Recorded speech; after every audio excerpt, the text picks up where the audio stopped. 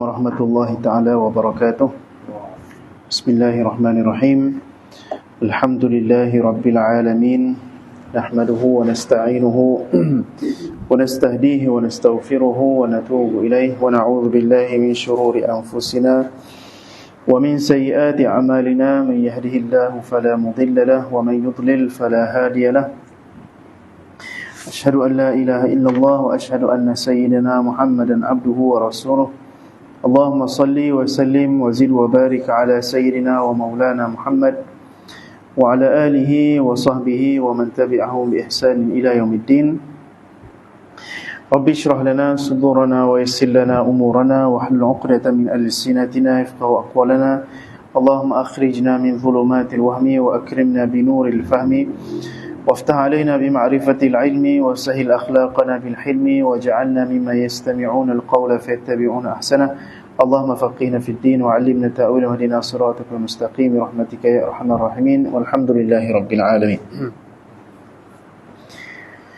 Alhamdulillah, syukur pada Allah Subhanahu wa taala, kita diberi peluang sekali lagi pada malam ini untuk meneruskan pengajian kita dalam kitab Al-Kharidah Al-Bahiyah karangan Al-Imam Abul Barakat Ahmad ibn Muhammad Ad-Dardir rahimahullahu rahmatan wasi'ah. Mudah-mudahan pengajian kita ini menambahkan pengetahuan kita berkaitan dengan Allah Subhanahu wa taala, seterusnya menambahkan lagi kualiti dan kuantiti ibadah kita, mendekatkan diri kita kepada Allah Subhanahu wa taala insya-Allah. Kita sambung lagi perbahasan pada minggu lepas. Kita sebut pada minggu lepas tentang sifat-sifat ma'ani. Jadi dalam kitab ni tidak disebutkan perbahasan sifat ma'nawiyah. Sifat ma'ani Allah Subhanahu wa taala yang disebutkan sebelum ini ada 7. Jadi sifat qudrat, iradat, ilmu, hayat, sama', basar, kalam. 7 sifat ma'ani bagi Allah Subhanahu wa taala. Dan sebelum itu kita telah mempelajari berkaitan dengan sifat salbiyah, iaitu 5 sifat salbiyah: qidam, baqa, mukhalafatu lil hawadith, qiyamuhu bin nafsih, wahdaniyah. Dan sebelum itu lagi kita belajar satu sifat nafsiyah, iaitu sifat wujud bagi Allah. Jadi setelah seseorang itu mempelajari sifat-sifat ini, maka dia telah selesai fardu ainnya yang baru separuh. Berkaitan dengan ilmu akidah.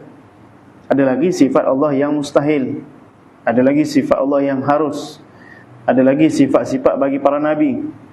Ada lagi perkara-perkara ghaib ataupun perkara-perkara yang sam'iyat dalam ilmu tauhid, ilmu usul din. Jadi kita masih lagi ataupun kita telah selesai membicarakan berkaitan dengan sifat-sifat ma'ani yang 7 pada pertemuan yang lepas. Maka hari ini kita sambung. Antara perbahasan yang disebutkan dalam sifat ma'ani ialah perbahasan berkaitan dengan ta'alluq. Perbahasan berkaitan dengan ta'alluq ini ialah perbahasan yang agak penting juga kerana berkaitan juga, tapi dia berkait juga dengan perkara yang di dalam akal sahaja, perkara yang di dalam akal. Baik, qala al-musannifu rahimahullah wa nafa'ana bi'ulumihi fid darain amin. Ta'alluq sifat-sifat ma'ani. وواجب قال رحمه الله وواجب تعليق ذي الصفات حتما دواما ما عدا الحياة فالعلم جزما والكلام السامي تعلقا بسائر الأقسام وقدرة إرادة تعلقا بالممكنات كلها أخذتقا واجزم بأن سمعه والبصر تعلقا بكل موجود يرى. Terjemahan matan, wajib ta'alluq sifat-sifat ma'ani ini secara pasti dan berterusan, melainkan sifat hidup. Jadi satu sahaja sifat yang tidak ada ta'alluq, iaitu sifat tidak ada berta'alluq, iaitu sifat hidupnya Allah. Daripada 7 tu, satu sahaja yang tidak ada ta'alluq. Maka sifat ilmu dan sifat kalam yang tinggi martabatnya, ilmu dan kalam secara pasti bertakluk. Kedua-duanya sifat itu, iaitu sifat ilmu dan kalam, dengan segala bahagian, iaitu bahagian hukum akal yang 3, mustahil, wajib dan juga harus. Kemudian sifat kemampuan itu qudrat, dan sifat kehendak iradat, kedua-duanya pula bertakluk dengan perkara-perkara yang mungkin akal sahaja. Tadi ilmu dengan sifat kalam bertakluk dengan 3 cabang hukum akal. Sifat qudrat dan iradat bertakluk dengan 1 cabang sahaja, iaitu mungkin aklan. Mungkin seluruhnya, wahai saudara yang bertakwa. Yakinilah bahawa sifat mendengar dan sifat melihat, yang terakhir. Jadi dua, satu tidak bertakluk. Yakinilah bahawa sifat mendengar dan sifat melihat, sama basar, kedua-duanya bertakluk dengan semua perkara yang wujud, yang dilihat, iaitu yang diketahui oleh Allah. Jadi kalau perkara yang wujud, ialah perkara sama ada perkara itu jaizat, harus akal ataupun wajib akal. Baik. Itu yang disebutkan dalam kitab, dan biasanya kita akan sebut begitu. Huraian dia, pertama sekali dalam kita nak sebut berkaitan dengan ta'alluq, ada beberapa perbahasan. Pertama sekali, apa maksud bagi ta'alluq? Ta'alluq tu sendiri apa maksud dia? Ta'alluq ni adalah apa yang berkait dengan sifat ma'ani. Kalau kita kata sifat qudrat, Allah Ta'ala berkuasa. Berkuasa itu ke atas apa? Mesti ada perkara yang, kalau kuasa ni luas, antara cabang bagi sifat kuasa Allah, Allah Ta'ala menjadikan, Allah Ta'ala mematikan, Allah Ta'ala menghidupkan. Jadi Allah Ta'ala menjadikan ke apa dia? Mewujudkan ke apa? Menghidupkan apa? Mematikan apa? Jadi semua apa-apa itulah yang dinamakan sebagai ta'alluq. Jadi sifat-sifat Allah Subhanahu wa taala, ta'alluq bahasa Arab maksudnya kaitan, berkait dengan sesuatu, itulah maksudnya ta'alluq. Jadi perkara yang berkait dengan sifat Allah Subhanahu wa taala. Jadi tuan pengarang kita kata sifat hayah, sifat hidup Allah Subhanahu wa taala tidak berkait dengan sesuatu. Kerana hidup ni hidup pada diri itu sendiri. Kalau mengaji bahasa Arab, ada fi'il lazim, ada fi'il muta'addi. Payah pun takut bahasa Arab. Fi'il lazim tu fi'il dengan sendiri. Kita kata hidup je lah. Atau pergi. Tak kata dia pergi ke apa dia. Tapi kalau kita kata baca mesti ada baca kitab. Ataupun kita kata makan mesti ada makan nasi. Tapi kalau kata dia masuk ke dalam rumah tu lain lah. Tapi masuk saja tu tak perlu kata masuk nasi ke. Jadi begitu. Jadi sifat hayat Allah Subhanahu wa taala tidak perlu daripada ta'alluq. Kerana perbuatan itu sendiri sudah difahami. Orang tak tanya hidup ke apa. Orang tak tanya hidup apa Allah Taala ni. Hidup lah. Jadi hidupnya Allah Subhanahu wa taala itu tidak bertakluk dengan apa-apa pembahagian hukum akal yang disebutkan selepas ini. Baik, itu satu makna bagi ta'alluq. Dengan makna sifat Allah Subhanahu wa taala itu berkait dengan selain daripada sifat. Ada makna yang kedua bagi ta'alluq. Makna kedua bagi ta'alluq adalah kerja, jenis kerja bagi sifat. Itu maksud bagi ta'alluq juga. Biasanya dalam kitab sama ada maksud ta'alluq ialah kaitan satu sifat dengan perkara lain, yang mana perkara lain itu sama ada tak berkaitan atau berkait dengan yang harus sahaja atau yang mustahil, wajib, apa semua tu nanti kita akan cerita. Itu satu maksud. Ini kita pergi pada maksud ta'alluq dulu. Satu maksud ta'alluq berkait. Maksud kedua bagi ta'alluq ni kerja bagi sifat. Jadi bila kita kata sifat-sifat ma'ani ini berta'alluq dengan makna, kalau sifat hayah, kerja dia adalah hayah ni ta'alluq dia tashih. Tashih ni maknanya kalau Allah Ta'ala ada sifat hidup, maka semua sifat lain itu ada. Mengesahkan semua sifat lain yang berdiri pada zat Allah. Itu ta'alluq bagi sifat hayah. Kerja bagi sifat hayah. Kerja bagi sifat qudrat.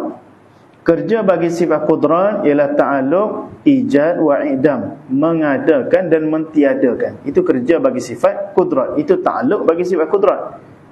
Jadi bila Allah Subhanahu wa taala bersifat dengan sifat qudrat, Maka ta'alluq bagi sifat qudrat, kerja bagi sifat qudrat ini ialah mengadakan sesuatu ataupun mentiadakan sesuatu. Itu juga dinamakan sebagai ta'alluq. Kalau sifat iradat contohnya, iradat Allah Subhanahu wa taala, ta'alluq dia ta'alluq takhsis. Kerja bagi sifat iradah Allah Subhanahu wa taala ialah takhsis. Takhsis ni maksudnya memilih, menentukan. Jadi kehendak Allah Subhanahu wa taala ini menentukan, memutuskan, memilih apa yang Allah Ta'ala ingin pilih bagi sesuatu makhluk. Jadi itu ta'alluq atau kerja bagi sifat iradah Allah Subhanahu wa Ta'ala. Kemudian ada lagi sifat, contohnya sifat kalam. Ta'alluq bagi sifat kalam ialah dilalah ataupun dalalah. Dalalah bermaksud memberi makna. Kerja bagi sifat kalam, berkata-katanya Allah Subhanahu wa taala ini, kerjanya memberi faham, memberi makna kepada sesuatu kalam yang disebutkan. Jadi dalam Al-Quran itu ialah kalam Allah. Kalam Allah ni, kerja bagi sifat kalam Allah ialah memahamkan kita. Jadi itu ta'alluq bagi sifat kalam Allah Subhanahu wa taala.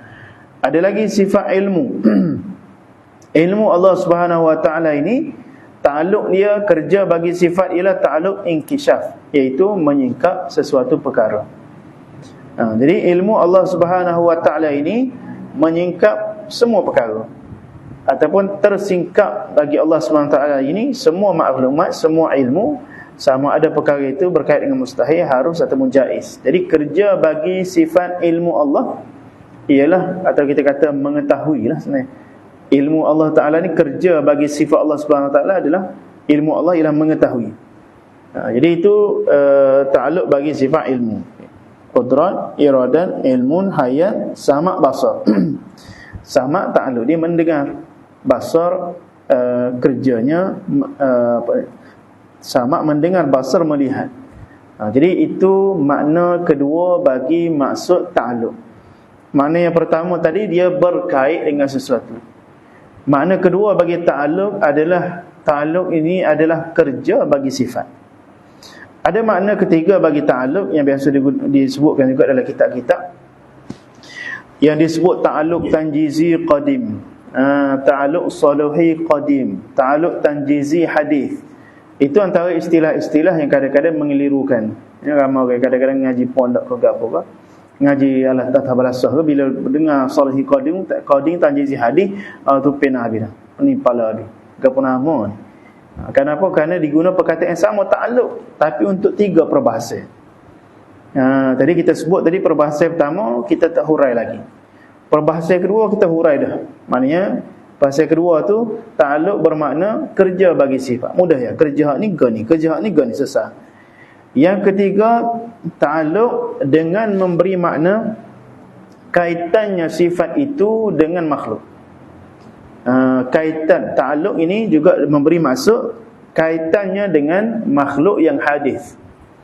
Contoh, ta'alluq bagi sifat kudrat Allah Subhanahu wa taala, berkuasanya Allah, berkait dengan makhluk yang hadis. Itu ada dua jenis ta'alluq bagi sifat kudrat Allah Ta'ala. Yang pertama, saluhi qadim. Saluhi ni maksudnya patut, layak. Qadim ni maksudnya sejak pada azali. Jadi patut, layak Allah sejak daripada azali lagi berkuasa terhadap makhluk. Kita kata maksud bagi ta'alluq yang ketiga ialah kaitan dia dengan makhluk. Jadi sifat kudrat Allah Subhanahu wa taala berta'alluq secara saluhi qadim, bermakna Allah Subhanahu wa taala patut dan layak dia sejak pada azali lagi berkuasa terhadap makhluk. Tapi apa tak berkuasa lagi? Kerana masih tak ada makhluk. Sebelum diciptakan manusia, alam, planet, apa semua ni, Allah Ta'ala boleh ke tidak berkuasa? Boleh ke tidak untuk menjadikan kita? Boleh. Maka bila Allah Ta'ala boleh menjadikan kita, maka kita kata patut, boleh, layak, itu dengan istilah saluhi. Qadim itu maknanya sejak pada azali, sebelum ada makhluk. Kemudian bila adanya makhluk, bila Allah Ta'ala menjadikan langit, bumi, planet-planet, galaksi, apa semua ni, ketika itu ta'alluq sifat kudrat Allah Subhanahu Wa Taala berkait dengan perkara yang makhluk ini dengan tanjizi hadis. Tanjizi itu maknanya berlaku dah. Allah Taala melaksanakan sifatnya itu hadis pada waktu yang baru, mana pada waktu yang sudah dijadikan makhluk. Pada waktu Allah Ta'ala menjadikan makhluk, maka sifat kudrat Allah Ta'ala itu berkuasa. Dan ibaratnya para ulama kata, seolah-olah kita kata pen, biasa ulama kata pedal. Pedal dalam sarung ni, adakah pedal itu boleh memotong? Adakah pedal itu boleh untuk kita kata memotong sesuatu? Boleh. Tapi adakah dia memotong? Belum lagi, kerana duduk dalam sarung. Allah Ta'ala, bolehkah dia berkuasa sejak pada azali sebelum ada makhluk? Boleh. Tapi belum berkuasa lagi menjadikan. Tapi bila dia sudah jadikan, maka itu yang dinamakan Salihul Qadim dan Tanjizi Hadis. Macam kita sebut pen. Pen ni boleh menulis ke tak? Boleh menulis. Tapi adakah dia sudah menulis? Belum Tanjizi Hadis lagi. Soluhiyah. Duduk dalam poket ni Salihul Qadim, solah gitulah. Bila tulis, barulah Tanjizi Hadis. Jadi ta'alluqnya sifat-sifat Allah Subhanahu Wa Taala ni, bila kita kata berkait dengan makhluk, maka dibahagikan kepada Salihul Qadim, Tanjiz Hadis. Itu baru satu sifat lah, sifat kudrat. Sifat-sifat yang lain pun ada juga pembahagia dia. Cumanya perbahasan itu ialah perbahasan kita kata akal, duduk dalam kepala ya. Kita mikir begitu neng apa? Faham mujur, tak faham pun tak apa.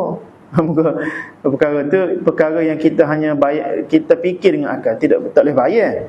Perkara yang kita hanya fikirkan sifat-sifat Allah dalam akal kita. Cumanya yang nak dihuraikan dalam kitab ini ialah perbahasan yang pertama yang kita sebutkan tadi, apakah kaitan sifat itu dengan apakah perkara yang berkait dengan sifat tu. Benda apa yang berkait dengan sifat tu. Jadi kita kata tadi Allah Ta'ala mengetahui ke dia? Mendengar ke apa? Berkuasa terhadap apa?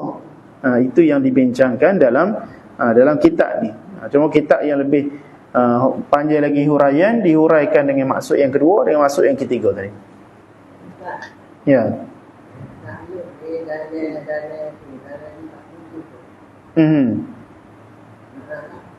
Ta'alluq ni dalam sifat 7 ni sahaja.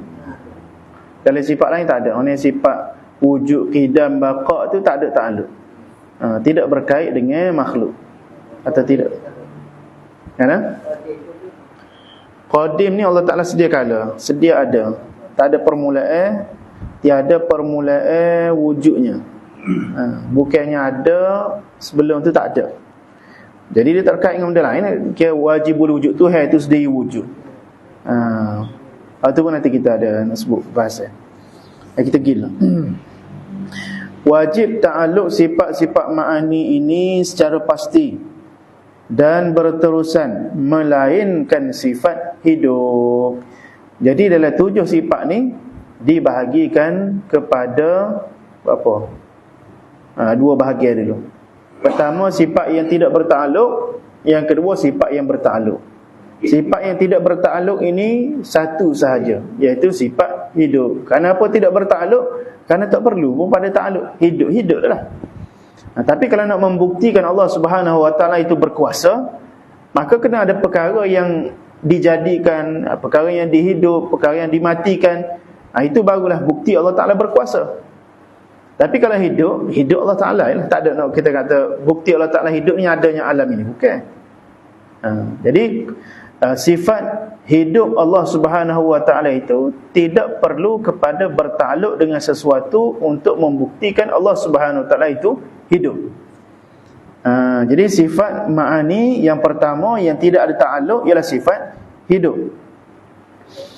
Maka sifat ilmu dan sifat kalam yang tinggi martabatnya secara pasti berta'alluq kedua-duanya dengan segala bahagian hukum akal yang 3. Baik, kita pergi kepada sifat yang berta'alluq. Sifat yang ada kaitan dengan sesuatu untuk membuktikan sifat tu ada pada zat Allah. Jadi sifat ialah. Sifat ni kita bagi 3. bagi pecahan 3. Yang jenis yang pertama bertakluk dengan perkara yang wajib akal, perkara yang mustahil akal, perkara yang harus akal. Benda ni kita sebut di awal kitab ni. Pembahagian hukum akal terbahagi kepada 3. Perkara yang wajib akal itu perkara yang mesti ada. Perkara yang mustahil akal, perkara yang tidak logik ada, tidak boleh difikir oleh akal, perkara itu ada. Perkara yang harus akal, perkara yang boleh untuk ada, boleh untuk tiada. Dan kita sebutkan sebelum ni, perkara yang harus akal ni perkara yang boleh diimajinasikan, dikhayalkan dalam fikiran kita. Itu semua perkara yang harus akal. Boleh jadi dia mustahil adat, macam orang terbang.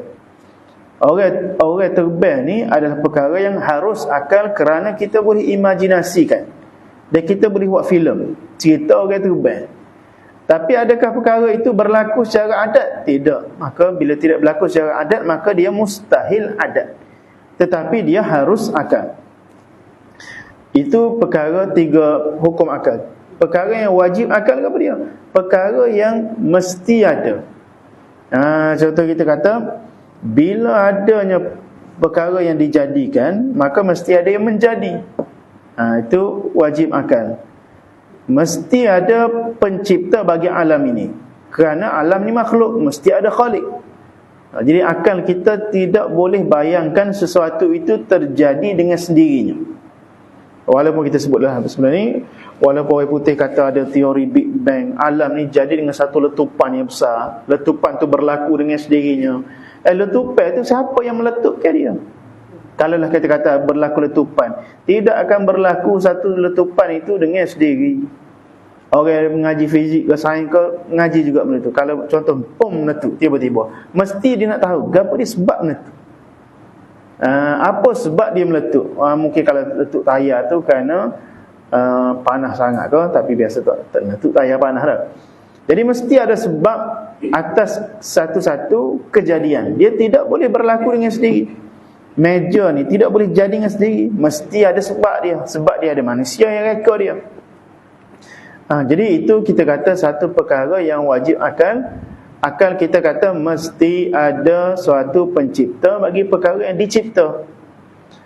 Okey, itu wajib akal. Mustahil akal pula kita kata, mustahil akal adalah perkara yang impossible, orang putih kata illogical, tidak logik.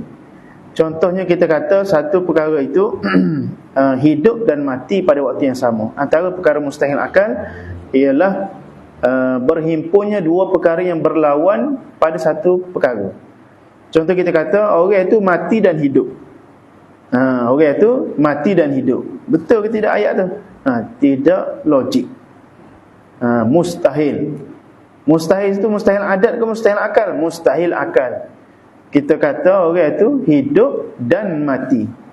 Tapi kalau kita kata dia hidup di alam barzakh, mati di alam dunia, tak apa. Itu kita dah bezakan aspek dia, skop dia. Tapi kita kata orang itu hidup dan mati dan duduk dalam masjid. Tu hatu dah tu. Tapi nak katanya hidup dan mati tu mesti hidup itu bermakna apa dia maksud hidup bagi kamu tu? Hidup tu maksud roh ada dalam jasad. Mati tu maksudnya apa? Mati tu roh keluar pada jasad. Jadi hidup dan mati pada masa yang sama itu mustahil akal. Tidak boleh difikirkan roh tu duduk dalam jasad, duduk luar jasad. Kecuali ketika tidur roh tu keluar. Tapi dia keluar, kaki dia dalam lagi. Dia keluar separuh, keluar sebelah kaki. Dia pergi bergerak. Kita mimpi, kita nampak muka-muka lain tu. Kerana roh kita keluar. Tapi kalau terlucuk roh pada jasad, mati. Sebab tu kalau kita tidur tu separuh mati. Orang tidur separuh mati. Tidur tu mukaddimah pada mati. Mati kecil, tidur. Baik, jadi kita kata tadi tiga perkara kita kata wajib akal, mustahil akal dan harus akal. Jadi sifat ilmu dan sifat kalam yang tinggi martabatnya secara pasti bertakluk kedua-duanya dengan segala bahagian hukum akal yang tiga. Jadi ilmu Allah dulu. Ilmu Allah ni, Allah Ta'ala mengetahui semua perkara. Sama ada perkara itu adalah perkara yang wajib. Allah Ta'ala mengetahui hukum-hukum akal yang wajib. Allah Ta'ala tahu bahawasanya satu makhluk perlu kepada Khalik. Itu hukum akal yang wajib. Allah Ta'ala tahu juga hukum yang mustahil. Allah Ta'ala tahu tidak akan berhimpun dua perkara yang berlawanan pada satu tempat. Jadi pengetahuan itu tidak terbatas. Pengetahuan boleh pergi belakang. Sama ada perkara itu yang wajib, yang mustahil, lebih-lebih lagi perkara yang harus. Perkara yang harus ni perkara yang ada. Perkara yang kita nampak ni semua harus belakang ni. Makhluk ni semua yang harus belakang. Boleh jadi ada, boleh jadi tak ada. Dan kita kata antara perkara yang wajib juga adalah Allah Ta'ala sendiri. Allah mengetahui tentang sifat-sifat dia. Sifat-sifat bagi Allah tu sendiri, itu harus ke, wajib ke, mustahil? Allah mestilah kita kata wajib ada. Wajib tu maksud mesti Allah Ta'ala ada. Kita ni, adanya kita atau tiadanya kita ni boleh jadi berlaku.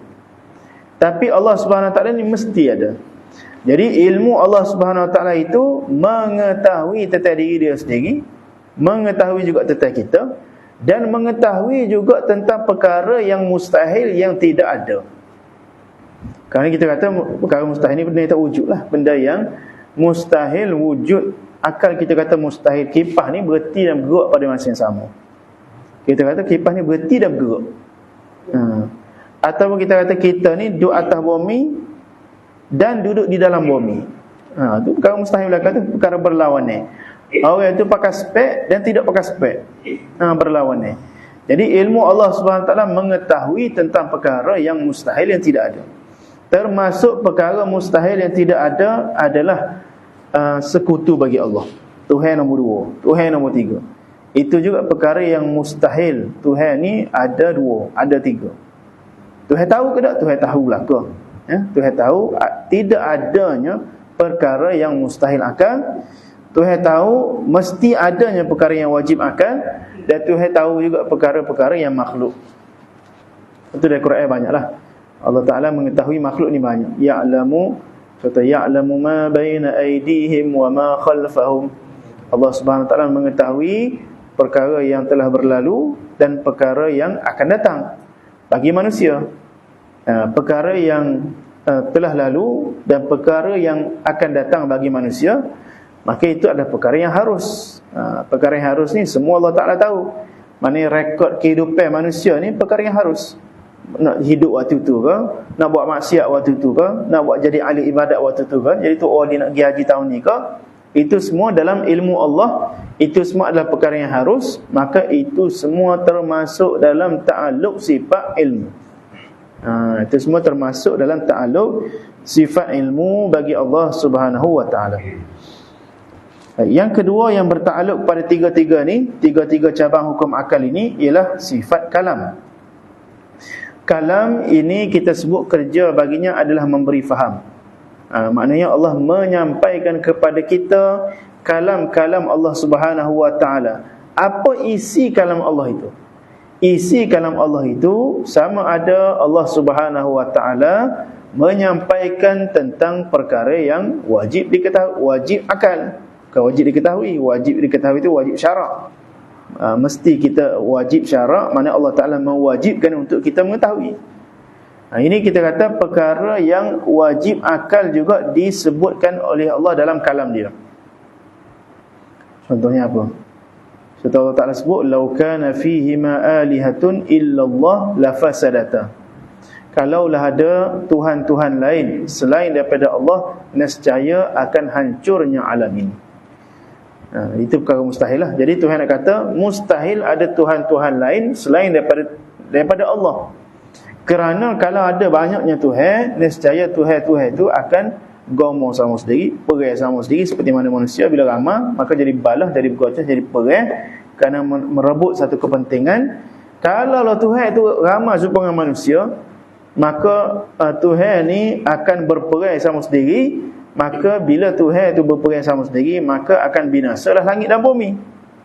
Jadi mafhum dia, kefahaman dia, kalau tidak musnahnya langit dan bumi, kita nampak memanglah ada musnah, tsunami-nya, banjirnya, gempa buminya. Tapi peredaran sistem solar apa semua ni, matahari gerak comel, naik waktu tu, turun waktu tu, tak ada. Tak ada musnah. Semuanya Allah Ta'ala tu comel. Kehidupan kita dalam jasad kita ni, darah kita mengalir comel, jantung mengepamkan darah tu jalan comel. Tapi bila ada kerosakan yang dilakukan oleh manusia sendiri, maka berlakulah kerosakan. Nanti sebut zaharal fasadu fil barri wal bahri bima kasabat aydin nas. Berlakunya kerosakan di daratan dan juga lautan adalah disebabkan perbuatan tangan-tangan manusia. Jadi kita tengok kerosakan di sana sini, perubahan iklimnya apa semua ni, ini semua sebab daripada perbuatan manusia. Manusia buat kereta keluarkan asap tu mencemarkan udara, maka berlakulah kita kata cairnya ais di kutub utara, kutub selatan.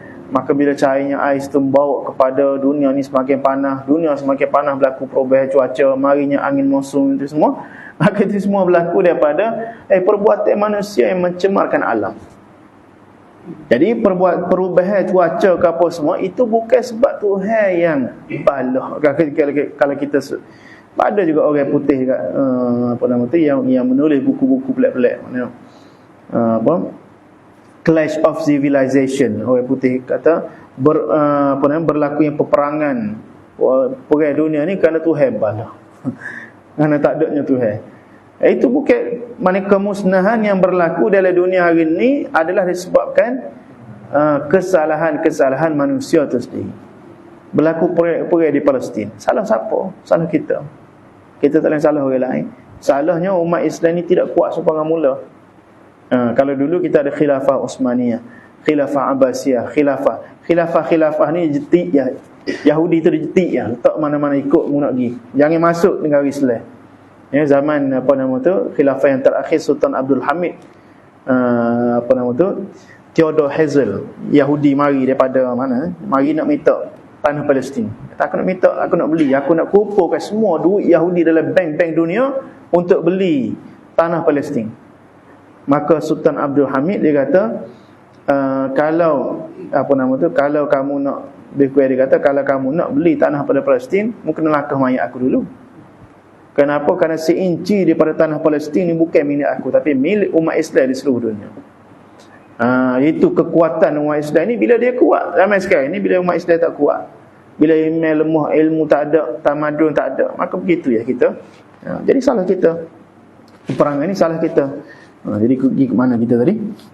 Kita kata tadi sifat kalam Allah. Jadi Allah Subhanahu Wa Taala ni berkata-kata tentang perkara yang wajib akal, perkara yang mustahil akal, perkara yang harus akal. Buktinya mana? Dalam Quran lah. Dalam Quran ni Allah Ta'ala ajar belaka perkara yang wajib akal, perkara yang mustahil akal. Mustahil akal ni ialah berkaitan dengan perkara yang mustahil bagi Allah. Adanya dua, adanya tiga, Allah Ta'ala lemah. Allah Ta'ala sebut belaka dalam Al-Quran. Baik, itu adalah sifat-sifat yang bertakluk dengan ketiga-tiga hukum akal. Kemudian jadi itu yang pertama. Yang kedua, sifat yang bertakluk dengan mungkin akal, perkara yang harus akal sahaja. Dia tidak bertakluk dengan perkara yang wajib, tidak bertakluk dengan perkara yang mustahil. Apa sifat itu?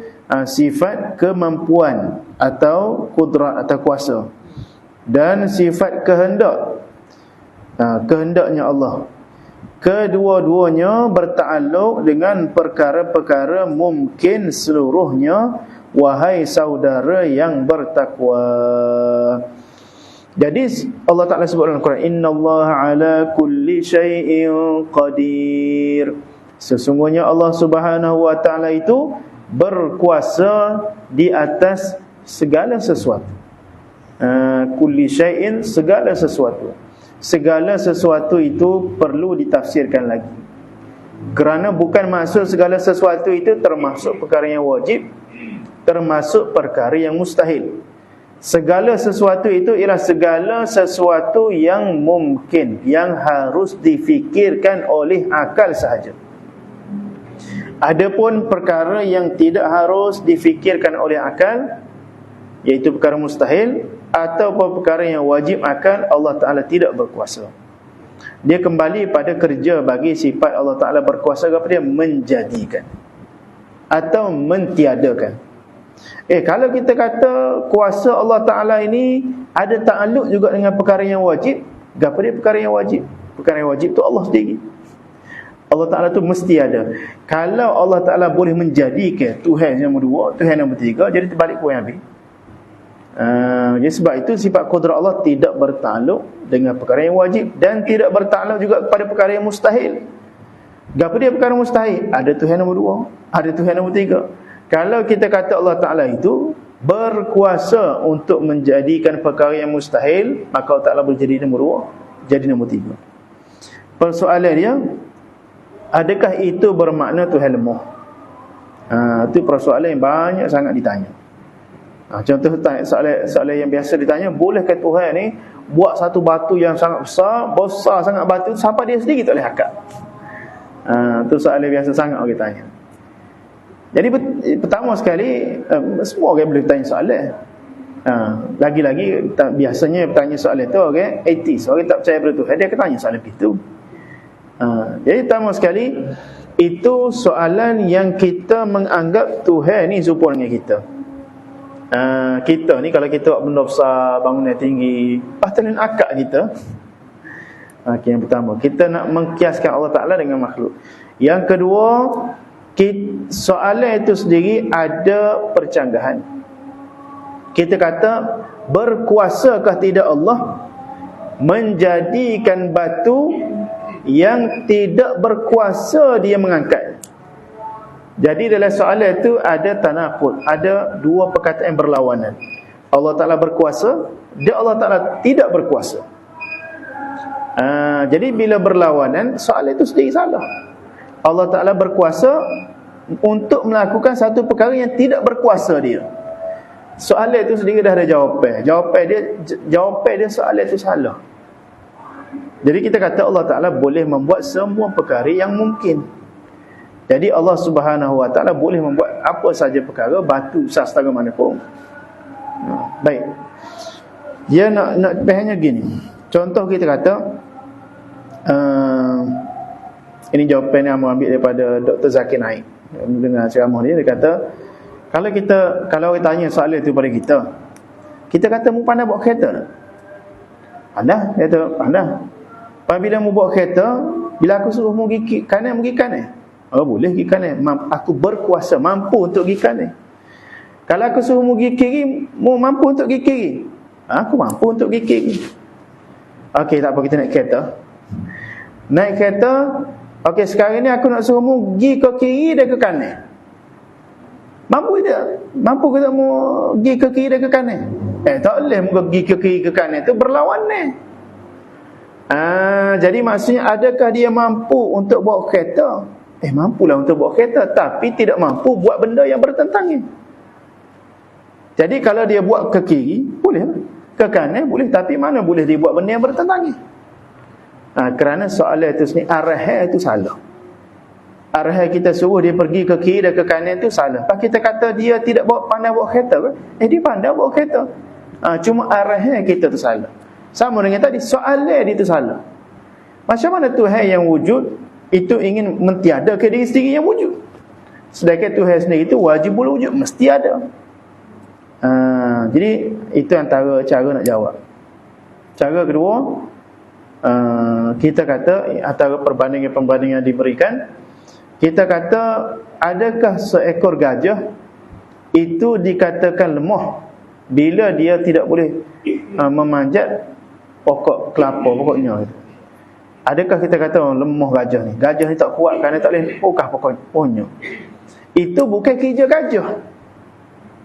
Atau kita kata telinga kita tidak boleh mendengar warna biru.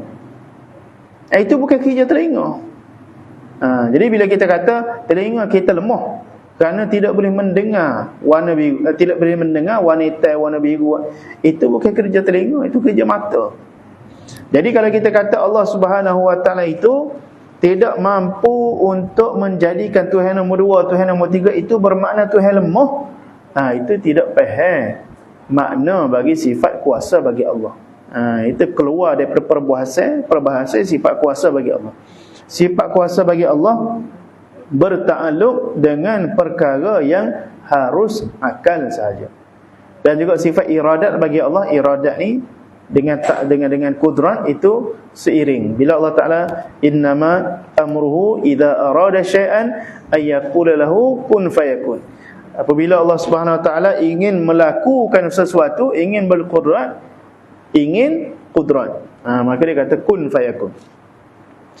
Jadi kuasa dan iradat Allah Subhanahu Wa Taala bertakluk pada perkara yang harus sahaja. Sebab itu kedua-duanya sekali. Kudrat dan iradat Allah bertakluk pada perkara yang harus sahaja. Kemudian sifat-sifat, dia kata sifat kemampuan dan sifat kehendak. Jadi Allah Ta'ala hanya boleh berkehendak pada perkara yang harus. Maka kita kata dia adalah banyak sebenarnya perbahasan ni panjang. Hak ni secara khusus ni panjang. Kuasa Allah bertakluk dengan perkara yang harus, panjang perbahasan. Ada antaranya Ibn Hazm Al-Zahiri. Dia keluarkan satu pendapat yang pelik, ganjil. Dia kata Tuhan ni berkuasa. Berkuasanya Tuhan ni sampai tahap dia kata boleh untuk menjadikan anak dia sendiri, boleh menjadikan ayah dia sendiri. Sebab apa? Sebab dia kata kalau Tuhan ni tak ada anak, tak ada ayah, maka dia tidak berkuasa. Itu satu pandangan yang ganjil, pandangan yang salah. Kenapa? Kerana bila kita kata Tuhan ni ada anak, Tuhan ni ada pok, itu maknanya menjadikan Tuhan ni serupa dengan makhluk. Itu mustahil bagi Allah. Menjadikan satu benda yang mustahil itu tidak termasuk dalam kerja bagi sifat kudrat Allah Subhanahu Wa Ta'ala. Ada juga yang berkait, tak apalah kita panjang sikit, lepas ni takut kita tak masuk dalam lepas ni tu. Ada antaranya pendapat Syekh Muhammad Abduh, seorang ulama di Mesir. Pandangan-pandangan ganjil dia terikut dengan dia Syekh Rashid Redha dari karya Tafsir Al-Manar, yang dia kata Tuhan ni ada Nabi ni ada mukjizat Nabi. Contohnya Nabi Isra' Mi'raj ni boleh rajak. Isra' Mi'raj itu adalah perkara yang tidak mampu difikirkan oleh akal, dia kata. Jadi kita tak kata benda yang Nabi naik ke langit itu, Nabi itu naik secara hakikat.